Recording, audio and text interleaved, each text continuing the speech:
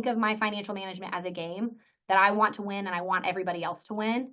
And so we have to think, how do I stay in the game? How do I keep the game fun? And if the game is too punishing or the game is too hard, you're not going to stay in it. So we have to think of ways, how do we make this easy enough that we can do it? And part of this is in the psychology of money, we talk about, has anybody heard of like lifestyle creep, where it's like you have this salary and you're living paycheck to paycheck and you're like, okay, great. Well, my boss just told me I'm going to get a raise, and that's great because that means I'm not going to be living paycheck to paycheck anymore because I'm going to have that buffer. I'm going to have that extra money and it's going to go somewhere.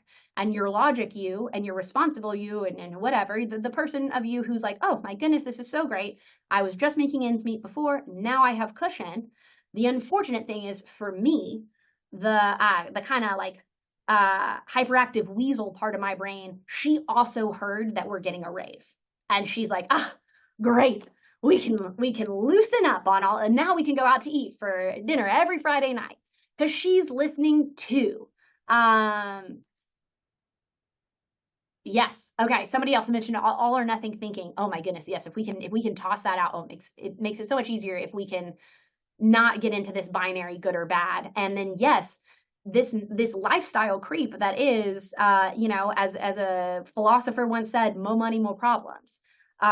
You're getting in there and you get that more money, but you hear about it, and so you start to release these things, because honestly, like living paycheck to paycheck is really stressful. It's hard on your nervous system. It's hard on these things, and so that relief when something comes into place sometimes causes us to like overspend beyond like on a margin that we weren't even doing it on before. And now we're in a worse situation than living paycheck to paycheck because we've got debt building up and snowballing on us.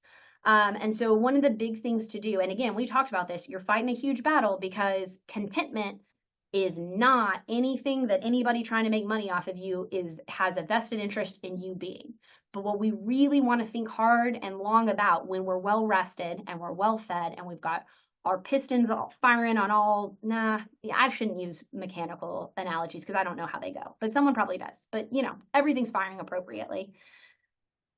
You want to sit down and you want to think about, what is the life that I really want to live? What is the money that I need for that life to be there? And double down in it and have that space built around it to kind of hold you safe and keep you within those guideposts, instead of continuously moving that guidepost that was like, well, I was doing just fine before, but now that I've got this raise, now I actually really do want this car that would come with a bigger car payment, or this, additional accoutrement, whatever, that's going to come with that. Now, it doesn't mean that you can't have a plan to grow your life or grow those things, but you want to sit down and think about, is that going to get in the way of the goals that I really care about and really hold dear? And am I being influenced by that? Is this something that is one of those things that's me trying to keep up with something?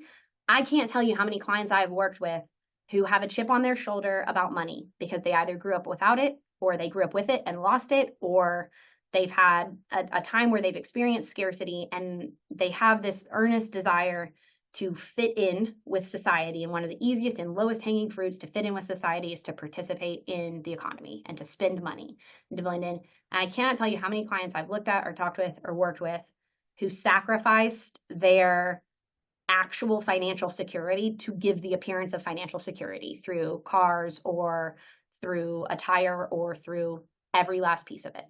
And those are the things that you really want to take. It was back on a couple of slides, but the idea of taking a pause, building in a pause before you spend money to give yourself time to calm down your nervous system, to think about all the factors at play, think about your goals. If you have that why written down and you can revisit it and give yourself a minute to kind of sink into that future life before you make this choice that may set you back a year, may set you back a couple of years.